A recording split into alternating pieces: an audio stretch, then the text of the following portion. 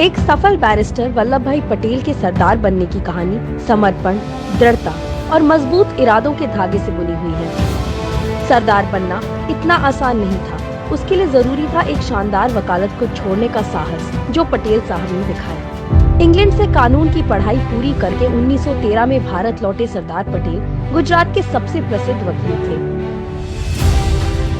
1917 में प्लेग संकट में पटेल साहब ने उस प्रसिद्धि को त्यागते हुए अहमदाबाद म्यूनिसिपैलिटी बोर्ड के सदस्य के साथ ही स्वच्छता समिति के चेयरमैन का दायित्व चुना।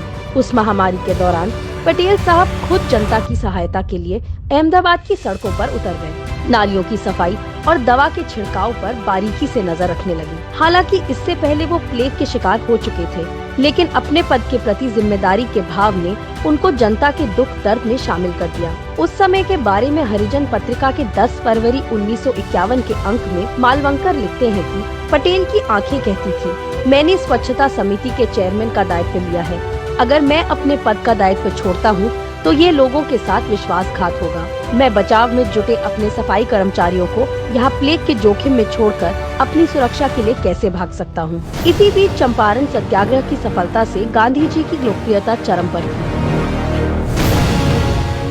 ऐसे में गांधी जी को गुजरात सभा के अध्यक्ष पद पर चुना गया, तो गांधी जी के निवेदन पर ही सरदार पटेल ने गुजरात सभा के सेक्रेटरी के रूप में सक्रिय राजनीति में कदम रखा।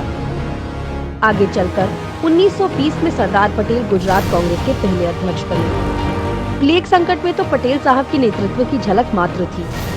अभी मील के कई पत्थर गाड़ने बाकी थे। अभी तो पटेल साहब के लौ इरादों से ब्रिटिश हुकूमत की नींव हिलनी बाकी थी। जय हिंद। अपने सुझावों के लिए हमें धरोहर@inc.in पर लिखें।